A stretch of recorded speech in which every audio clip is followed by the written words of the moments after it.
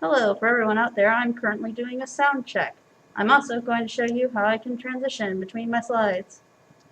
So there's that slide, and there's that slide. How do I sound out there? Can anyone hear me? Give me a thumbs up or some sound if you can hear me. Yes or no? There's about a 15-second delay, so I can't tell. Can you hear me? What? Can you hear me at all? No. Are you broadcasting sound out there? Is the slides changing? Hold on. There's like a 15-second delay. Oh, yeah, I can hear you. Yeah. Yes, we can hear you. Yeah, it's about a 20-second delay. Whoa.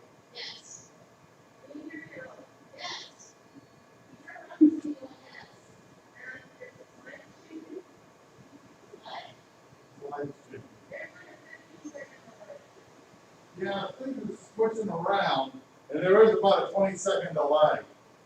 Alrighty then, I'm gonna go back to mute.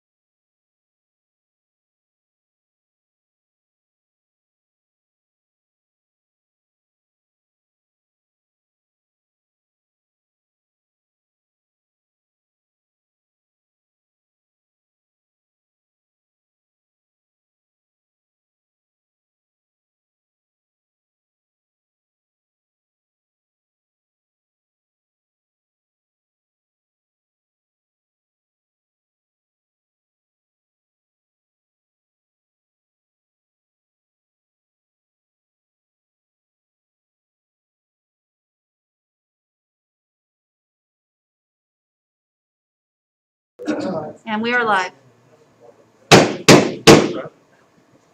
Good evening, everyone. Welcome to the July Cypresswood Community Association meeting. I'd like to call the meeting to order and have the Vice President serving as our secretary do the roll, please. Club patio, Here. Cypress Pond, Eagle Pond, Enclave, Here. Fairway patio, Here.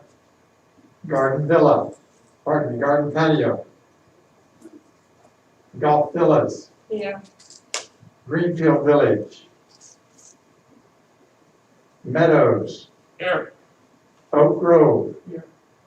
Palmacia, Here. Plantations, Here. Sand Hill Lane,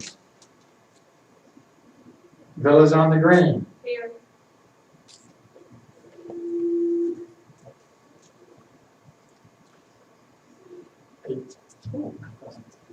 We do have a quorum. Thank you. Next slide, please, Samantha.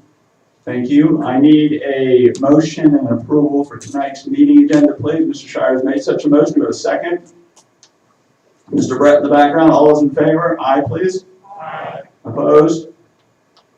Thank you. I also need a motion to approve the minutes from the June 2020 meeting, which was last month. Anybody want to make such a motion? Mr. Howell, second by Mr. Brett. All those in favor? Aye. Thank you. Committee reports. Mr. Tucker with the Treasurer's Advisory Committee report. Thank you, Bob. Find the X out here. On the X. Find the X. It's right below the anvil. I face this way or this way? Either way. Doesn't matter? Doesn't matter. It doesn't matter. Okay. I'm gonna go over the income and revenue statement first. Feel like that's pretty important. I'm sorry. Should I start again? I'm gonna go over the revenue and expense report first. Year-to-date revenues, we have $357,000, which is right on budget. Actually, we have $371,000, $16,000 over budget because there was a contribution made by the LLC. Expenses.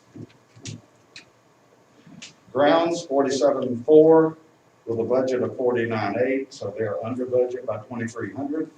Drainage, 118,001 with a budget of 37,000. That means we've had $81,000 over budget. Traffic control, 68.2 with a budget of 69. They're under budget by 17. G&A, general and administrative expenses, 64 with a budget of 17.6, so they're under budget. Reserves are right on budget, as they would be, because we fund them right out of the top of the line. So there are 193.5 in reserves year to date. Excess of expenses over revenues, $59,400 in the whole, more expenses than this year's revenues, due to the drainage project.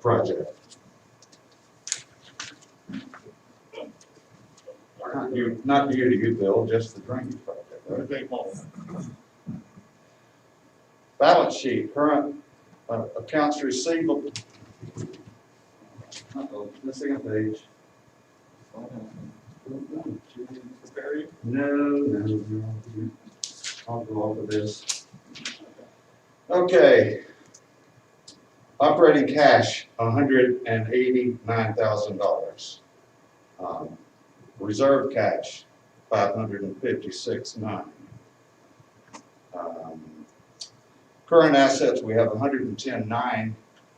That's a negative number. However, it's not negative because it's prepaid assessments. So some of our HOAs have paid in full already. We just haven't accrued it to the top line yet. Liabilities. Notes payable to the bank, $932,500. Note payable number 2, $472,500. We have an $83,000 negative there, but if you add those two to the notes payable, that is how much we've currently spent on our projects, $1,488,000. Reserve accounts, $554,600. Unrestricted reserves, bad word, unrestricted reserve. It's more like an operating fund that's not allocated to any particular project. We lose $63,000 off of that, and that puts us a little behind.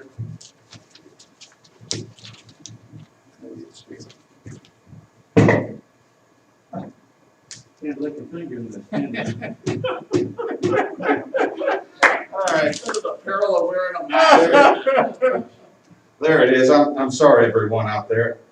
You're a volunteer, we know. Yep, I am a volunteer. Excess over reserves takes us down to about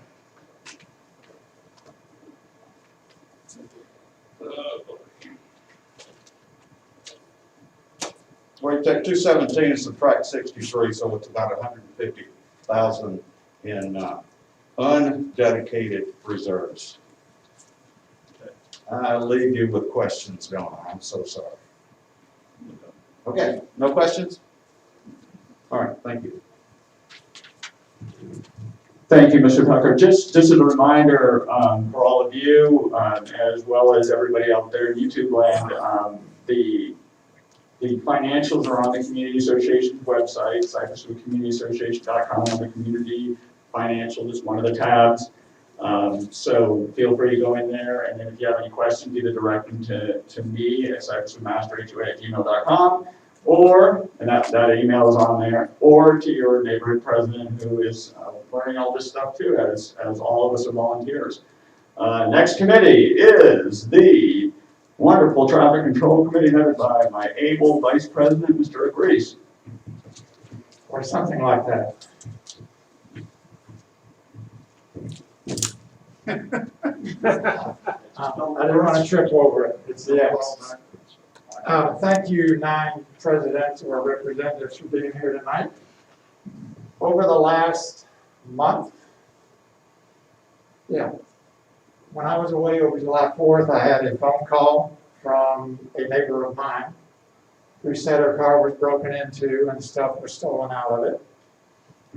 It appears as though the vehicle was unlocked, and likely the perpetrator is probably someone from within the community.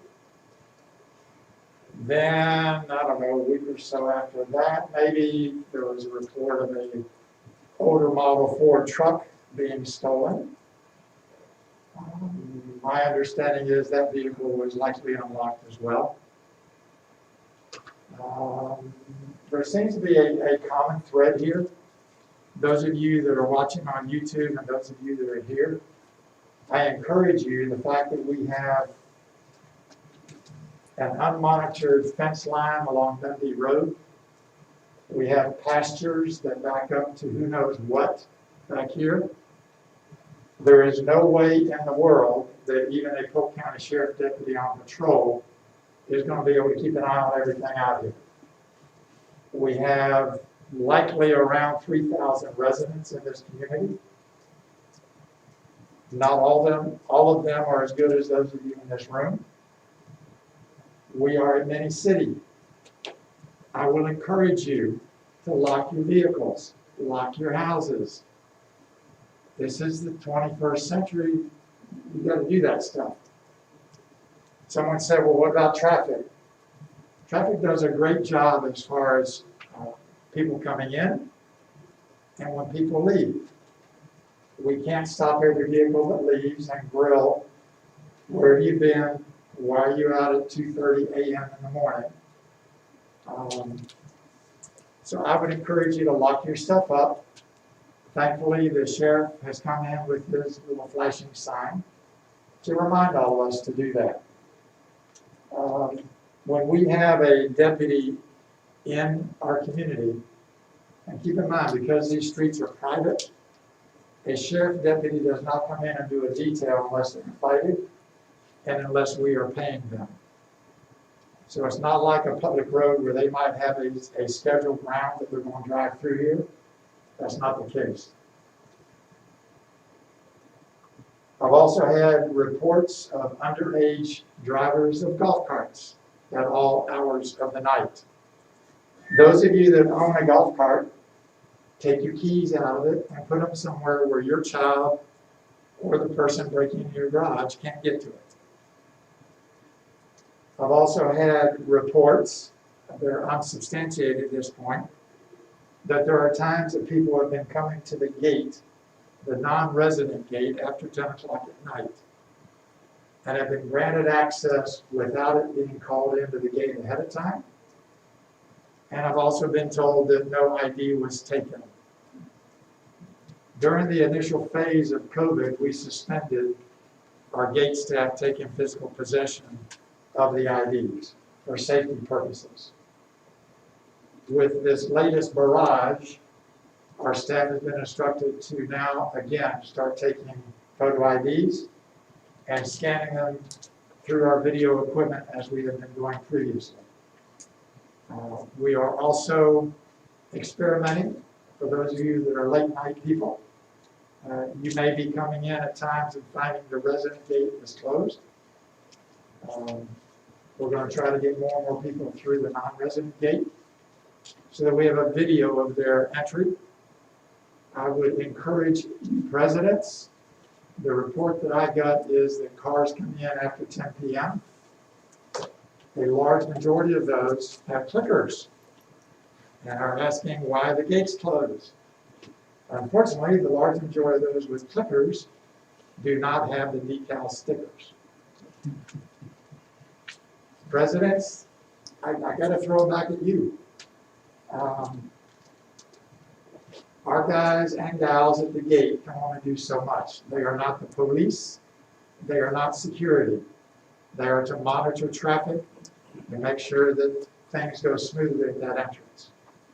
I encourage you to encourage your constituents, for lack of a better word, to get the decals on their cars. The gate has been instructed, as they have in the past, that anybody coming through the non-resident gate after 10 o'clock and saying, I live here, if they don't have a decal, they're going to have to show their driver's license each and every time. I've told the staff we're not playing around with this. If they refuse and they want to have access, I believe our attorney has said we can't refuse someone access to their home, but we will take down the necessary information, and then that will be communicated to the presidents so that you can make the door-to-door house call and say, you got to get a decal. Any questions of me from those presidents? Yes, Mike. Mike needs to come up, please. Thank you. The question is it possible to change the codes on the clickers, even though it's a major project to do it? Yes, and yes. The other alternative is that when we, Wait a minute, before you, that dip switch is, I believe it's 16, that would be a giant deal. That would take an enormous undertaking for some entity to take. it would, It would take, yeah, as Bob has alluded, the clickers themselves are old school, so they work off of dip switches, which would apply to a lot of folks. But changing each and every one's clicker, as well as the controller of the gate, would be a major undertaking. There are some other avenues out there, but as we all know, everything costs money when you want to start looking at doing things a little bit differently. So, Mike, that was a good question. and that doesn't stop the fact that some residents have shared with people outside that have the automatic responders in their thing, so, but it's a a deterrent at the gate. It is. It's a little bit of a deterrent. We're also kicking around the idea of maybe lowering the exit gate. One of the things that you'll hear me in the coming months, whenever it's my turn to ask for money. Next. Okay. Is possibly upgrading some of the video equipment so we can do a better job of videoing outgoing traffic. So that's all I've got. Any other questions? Yes. Jim, no. Okay, please.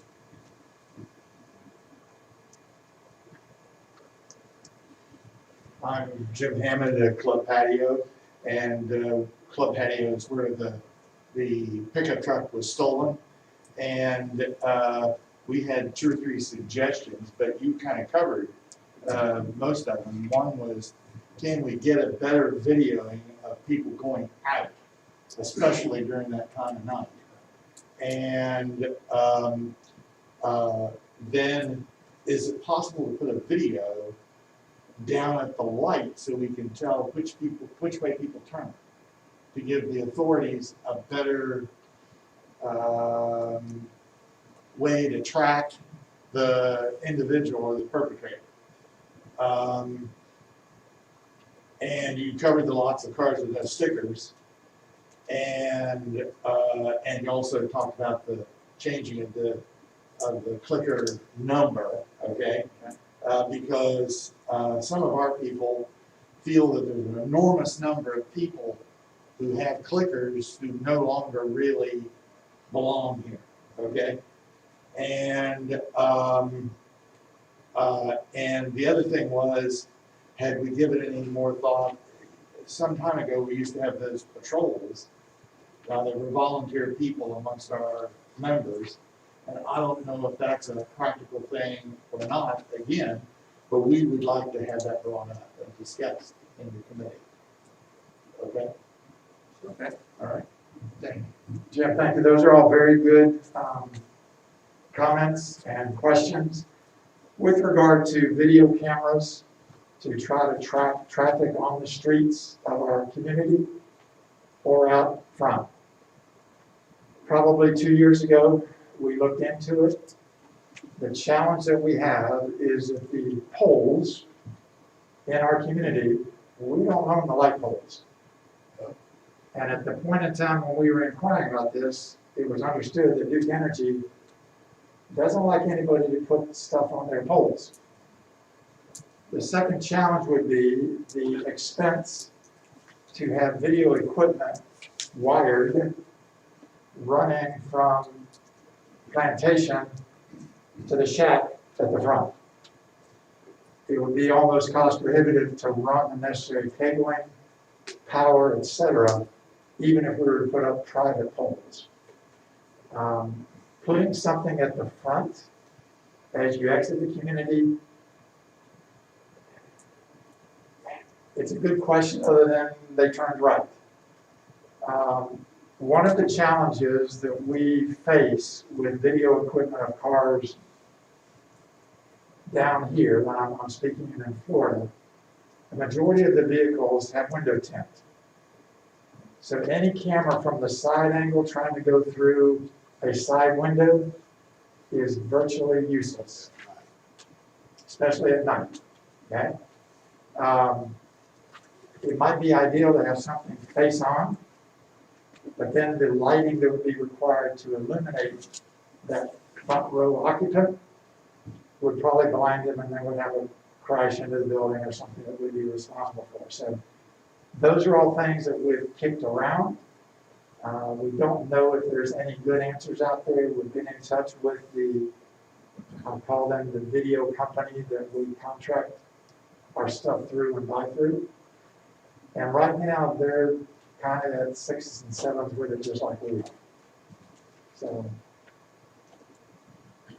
did I cover most of them? Yeah, we'd love to bring them up for discussion. It's really what our point was. Not to say that there's no perfect system. We understand that. So, but at the same time, as you pointed out, there seems to be a plethora of this stuff going on here right There And is, it's not even a unfortunately. busy season, you know, so, I don't know if it's because of that, or because that, there aren't as many people here watching what's going on too, it could be that. That could be some of it. That Yeah. could be some of it. But we felt that having had a pretty extensive discussion amongst ourselves, we wanted to share what our thoughts were. And I'm glad you did share your thoughts. The biggest challenge, I mean, there's a way to, for lack of a better term, lock down the gate even more. But it would require doing away with those clickers that have been in existence since 1972, or whenever we got the clickers. You know, I'm thinking off the top of my head, and forgive me if I'm rambling, Ridgewood Lakes, White Heron, some of the other gated developments that actually have staff at the gate. They also have the system that residents blow through the right lane, and there is a reader that reads whether it's a barcode, I almost say barcode for lack of simplicity. And those can be controlled. Those basically record each and every entry or exit of that vehicle. And you actually know who they are, You too. know who they are, Yeah. you know what time they came in, and that's a system that costs a lot more than our clickers. But it is a system that when somebody moves, that particular barcode then can be erased, so it no longer gains access to the community. Mark? Hey, Rick, it seems like almost everyone incident that I've heard of is someone not from the outside of Cypresswood, but someone who is in Cypresswood already. Yeah. Mark brings up a good point, and that most of what we're hearing is that a lot of this are probably individuals, I didn't want to say the other word, who are probably within the gate already. So even though they may have come through after 10 o'clock and the video at the front would have got them coming in, they live here. So, you know, keep your eyes out for your neighbors. Those of you that have security cameras, make sure they're armed every night so that if there is something going on, you might be able to help. And that's all I've got, unless there's anything else. Thank you, Rick. Just one note, after this happened, I had a couple of people come to me and ask me, why didn't traffic control do it? I said, well, you need to call the police. And they said to me, on two different people said, I didn't want to bother the police. So, you know, this is, you all know that out in the audience here, and you too, like, call the police every time you see something suspicious happening. They'll come out and they'll respond. That's who we want responding to any incident. If it's nothing, if it's just somebody out for a 2:30 a.m. Stroll with a Santa's bag on the back of his thing, and he's just strolling around the neighborhood, the police will determine that. It's not for the traffic. I can't leave the gate anyway, so call the police. That's what they're here for. That's what the supervising lieutenant for this district said. Call us. We'll come out every time. Move over to the edge. They can tell I'm in the range. I'm in range. I'm in line. But thank you anyway. Okay, not pontification. Next up on the agenda is road and drainage. Mr. Shira and Savannah, you've done your job. Good job. Bill. Thanks, Bob. First, Mr. Substitute Secretary, there's notes. And excuse me. I'll make this a little easier, and I need my glasses. That's why I can't wear my mask. All right, first off on roads, nothing active to report in the old business category. We are monitoring the boulevard. Currently, Mark's getting quotes to resurface the boulevard. We're going to look at that. We're going to look at doing that probably next year. That will be funded by the road reserve, which is something we fund each on a yearly basis. So the only other thing was there was damage, but it was drainage damage. So I'll jump immediately to drainage. Excuse me, Yeah, Mark. the portion of the boulevard we're looking at is just from the traffic Oh, control sorry. center to the four-way stop. Yeah. Not from there south. From Clubhouse Road to the front of the facility. Let's see, drainage. The stormwater pump on hole number 15 has now been patched. That pump does need to be replaced. We're moving forward on the research on that, but that pump is currently operating quite well. We're real surprised how well it's doing. We still have the backup tractor and portable pump there should we need it. The replacement pump that we're going to move forward to on hole number 15 during this year, we're waiting on a little bit of final data. Mark, and I'll probably go with him, we're going to go look at the equipment as long as it's within a couple hours driving distance, and then we'll be ready with that. We do have information, and Mark has done the engineering work on determining how we're going to feed that pump from the pond over on the T at number 15. We've identified the materials we're going to use. He shot the elevations. We know the size of the well boxes, the well water boxes. So we're fairly well along, but we really need to be totally confident that the pump that they're recommending for us is correct for our application. Again, when that pump's installed, that's going to be there for a heck of a long time. So we want to make sure we get that absolutely right. Let's see, Swift Mud had responded. I don't think they've been out yet, but they had responded to our request to clean the banks of the canal. They're waiting on repair parts from some equipment. And I don't know if any of you have the experience that I've had this year, but I had air conditioning repair. Parts are kind of a problem. It's the impact that the pandemic has had on the supply chains to almost all aspects of our lives. New business, we had a pipe collapse that had to be repaired on Canberra. That was a drainage pipe. It caused some road blockage. We went ahead and did it, all for the wonderful cost of $10,700. It's complete, and that bill's in the process of being paid. It drags me into the discussion about the drainage budget being over its annual budgeted forecast. We discussed that last month. We will be over, with this coming in, we will now be over budget by the end of the year, a total of $60,000. And I say the end of the year, the reports that come out will show that a little bit differently. It's because the remaining 6 months worth of budget reserve, budgeted amount has not been moved in. So what we've done is pre-spend the balance of the year, if that makes sense to all of you. Does anybody have a question on that? And I'll go over it again. That kind of makes sense. It's part of how the reserve thing accumulates. In addition to that, I failed to let you know that the repair on the stormwater pump on hole number 15 was $12,100.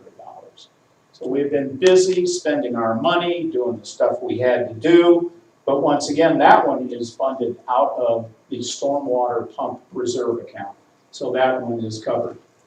Because that specifically was for a pump. The last thing I have, I'd like to get an approval tonight to purchase a piece of used equipment. There is a tractor with a portable pump, hoses and pipe, and ramps that we use on hole number 15. We've had it there for 2 years. We borrowed it from the developer. We are not paying them any rent for it. They either want it back or they'd like us to buy it. I don't blame them. The price they put on all of those pieces is $7,500. Mark and I both know that equipment. We both looked at it. We feel that price is more than reasonable. What I would propose is that we have the equipment stored as conveniently as possible, but certainly the tractor at the golf maintenance facility and that it become part of the equipment pool used by the golf course and maintained by the golf course. The purpose of that pump is strictly for emergency situations, either a storm event or one of our pumps simply being out of service for a maintenance reason. It gives us a kind of a fourth pump that can be moved around at any point in time. And for the dollar amount, it's a very inexpensive price. The additional benefit is that we've created a piece of equipment that may also benefit the golf course.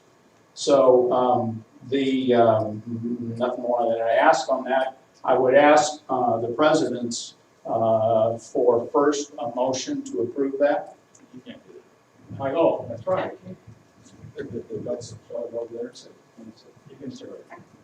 Yes, Mr. Shire is asking for a motion to approve $7,500 to, where is this money coming out of?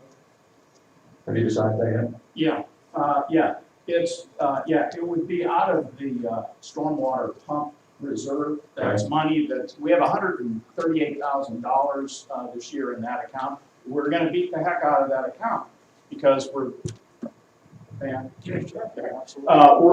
that account's gonna get some activity this year. First thing is the actual repair work done over on 15 on the existing pump. The second thing is going to be is the new system that goes in there. Mark and I both feel we have a generous amount. We intend at our budget presentation next month to request we continue to fund that account at the rate of $20,000 a year because someday the pump out on what we call the south pump is gonna need attention. I mean, they're always gonna need attention. These are mechanical devices that run 24/7 and we can't do without them. So our intent is to continue to move forward, but right now we got a pretty cushy account there. We don't have exact numbers on what it's gonna take to build this new pump that we're putting in, and I don't even wanna guess at that, but we're comfortable with those numbers. So in other words, he wants to take $7,500 out of the stormwater pump reserve to pay for this purchase. Do we have a motion? Mr. Brett's making such a motion. Dr. Palmer's making a second. All those in favor? Aye. Opposed? You're approved. Go buy your pump. Get an invoice. Thank you. Anything else from you? Any Any questions? questions? for Anybody? Brandon? I'll be here. Oh, we have a question. What's the year, model, and horsepower of the tractor?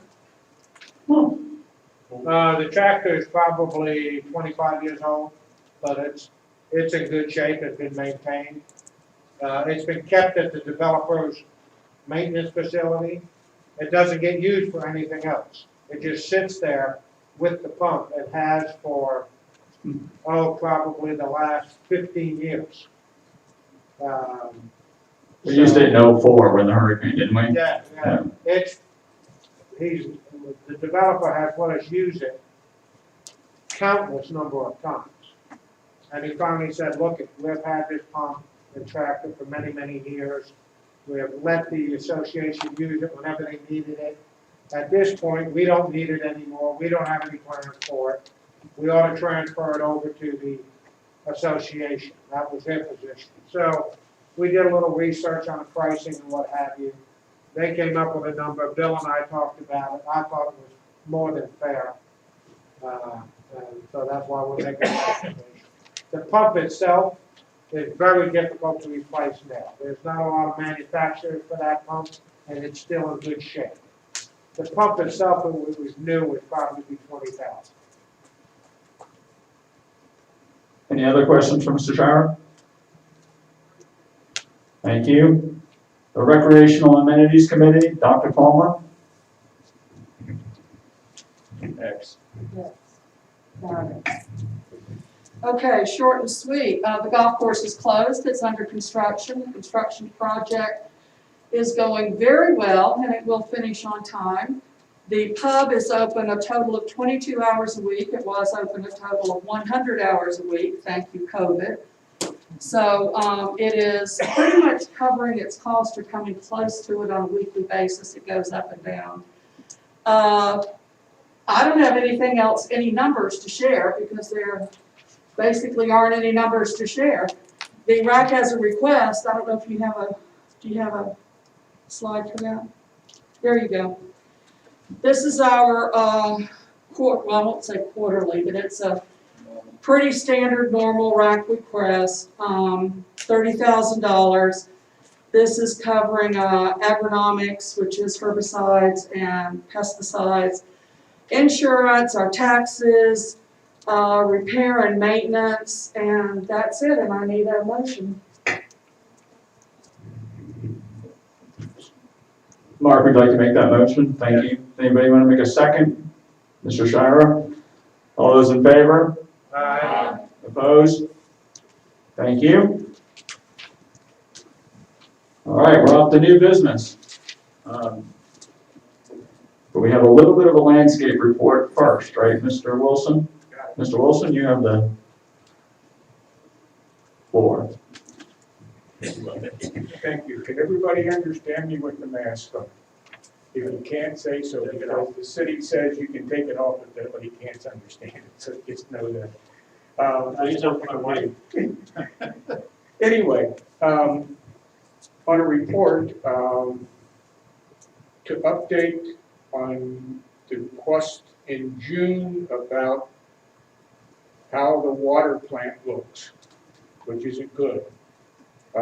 Mark has a contact within the city.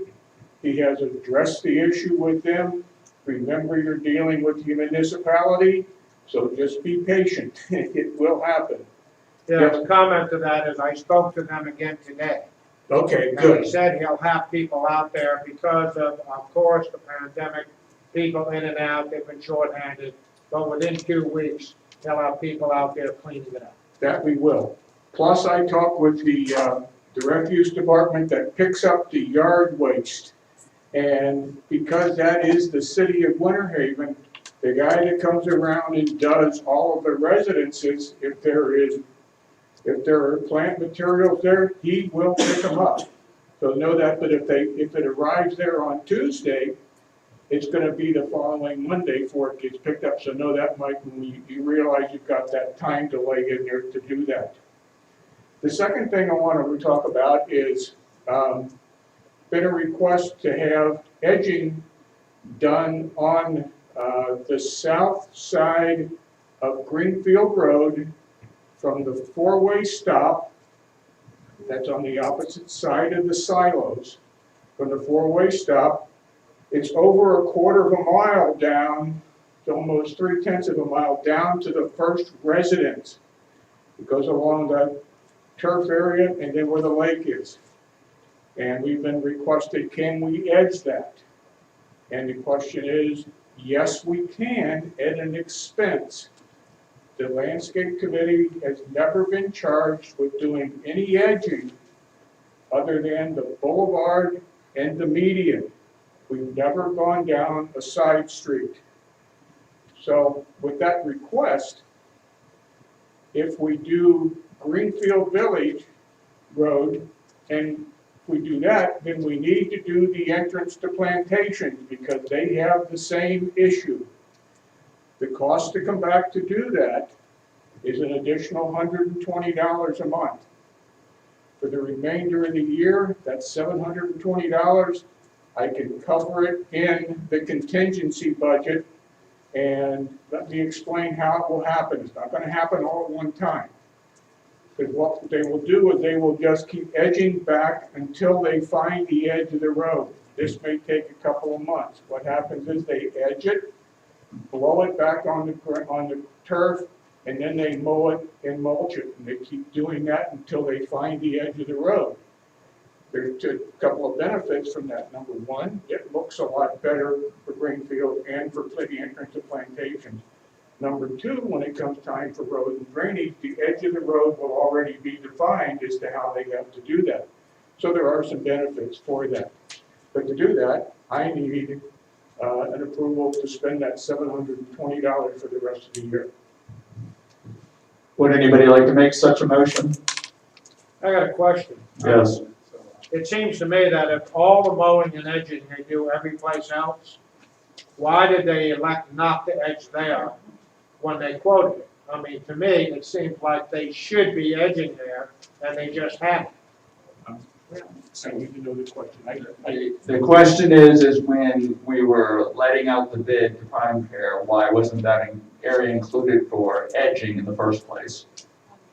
I don't know. When I inherited the landscape committee, that was never addressed with the subcontractor to be able to edge that. It has always been defined as the edge of the boulevard and the median. It was never asked to go back off there. Now, when you get to, the areas we do define, when you get to a residence, the residents are doing their edging. So like when you go down Greenfield Road, when you get to that White House, that's already edged. It's edged every time he cuts the grass. When you go back in Plantations, you come up to a property there, that's edged because they cut it. What we want to do now is to bring it out to where the boulevard is edged, and so you should have a nice, neat trim. 2 months ago, we were asked the same thing, coming in from the four-way stop to the sign area, to that common area. It was all out. You may not have noticed it, but they've been working on it for about a month now. It's getting back and it's coming into a perfect edge. They have not charged us for that because it's a short area. But with what we're requesting, it's almost a half a mile of edging. And it's going to take time.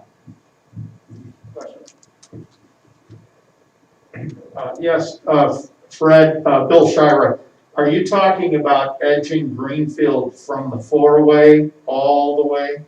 To the first residence of that guy in the White House. Yeah, On the yes, south side, Okay. on the south side of the road, it's right by the canal. That's the only thing we're talking about. Thank you. Yes. Dr. Palmer, do you have a question? I do. If we're doing that, You need to be able to either scream or come up here. Get your Come on business. up and join Come us. on down. if we're doing that, then why aren't we including this in our new contract right up here to the pool? And also, like you say, the section to to Plantations, and then the section back to, Palmacia. It just seems like it's increasing and increasing. Well, when you go back to Palmacia, remember that's Eagle Pond. That's the golf villas. And then you've got Eagle Pond. They have their own road, they have their own landscape crews that do that. Once you go beyond that, you pick up the golf course. We don't handle with the golf course. On the other side, once you get to the residents of Sand Hill, the residents start doing their own work there. Once you get back into the golf course area, we do not do that. Does that make sense? Do we have a written contract with Prime stating what they're supposed to do? They're asking, she's asking, do we have a written contract with Prime Care that outlines the scope of their work? Yes. A written contract? Somebody said, yeah, but yeah, Rick was the supervisor. Rick was- I'll add it to what they're supposed to be doing, so that will be part of it. So it will be, in the future, it will be defined as to what their requirements are. But I would check it to see if maybe it's written so that they're already supposed to be. No, they're already checked. Yeah, no, We've gone back. it wasn't one of the defined areas. Never was asked to do it. Oh, Yeah, it's again, another one of those areas that was previously maintained by the developer or not maintained by the developer, and now it's our responsibility. Yeah. Yes, Linda? So from the third fairway up to the eighth hole, where they cut, that's not covered, and that's the golf course side? I'm not sure what areas you. She's talking about from Sand Hill to Palmacia, basically, on both sides of the road. Yeah. Well, we do Sand Hill. Well, but beyond from there, yeah, I mean, it's another one of those undefined We're areas. not responsible for any of that back there. No, but you probably need to put it as part of the contracts. We have to look for all those undefined areas and add them into the contract, is basically what they're all saying. So we should do that. Okay, so we need to get $720 from now to the end of the year out of this contingency. Move it. Mark, you making that motion? Yeah. Do we have a second? Mr. Shire? All those in favor? Aye. Thank you. Okay, now we move on to the first budget presentation is Landscape Committee. Yes, you've all received it. We have the recommended budget up there. I'm going to start off on a real positive note. It's less than this year. I've reduced it by 1.18%. So we're going to keep that up. We're going to try to find ways to save money and Hang on, but we're gonna add in these areas in here, so there's gonna be an adjustment, and we'll do that on the other side when we reconcile the budget, we'll do that, so you can approve what he has now or not, but again, this is a provisional approval, and then once the Treasury Advisory Committee reconciles, you'll have another opportunity, there'll be some modifications that will be approved again, so this is a two-step process. So exactly. this doesn't mean he has to stop. My goal, and has been every year, is to come in under budget, and so far we've done it. And my goal is for 2021 is we're starting off with a decrease. There is one area that we've added, and it's under the common area service. It's line 6. It's shrub care at the main entrance, pesticide and fertilizer. Let me explain that. This is all the shrubbery that goes from the traffic control house all the way out to Dundee Road. Now, we've already been doing the turf part of that with the pesticides or herbicides, things involved with that. What we have not done are the plants. That is not included in that. And so what I'm trying to do is to keep the quality, the healthiness, the vitality of all of the plants that we put in from the traffic control house all the way out to Dundee Road. I want them looking the best they can. 3-4 years ago, we put in new trees, we put in new shrubs. We want to maintain that. And that's that $1,000 line item that wasn't there last year. I've added it for this year, and we're still under budget. One of the areas that we do that on is for the clubhouse. Because 2 years ago, we put all new plants in here, and we included in that making sure all those plants get fed and get taken care of in addition to the turf. So that's where, but that has already been budgeted for. We have been fortunate with all of our contractors that they have maintained the cost that we're doing. They're looking for easier, better ways to be efficient, which keeps our cost in control. And that's what I asked them to do, and they have been very diligent at finding ways to save money, do it a little faster, do it more efficient. So we've been able to do that. One area in the past that we have had little definition on, but it's starting to gain, we're starting to get information, and that's the last one. That's the utilities. We have several irrigation systems that are powered by the city water department. Those meters get read, and we've been trying for years to figure out which meter goes to what, and we're making progress.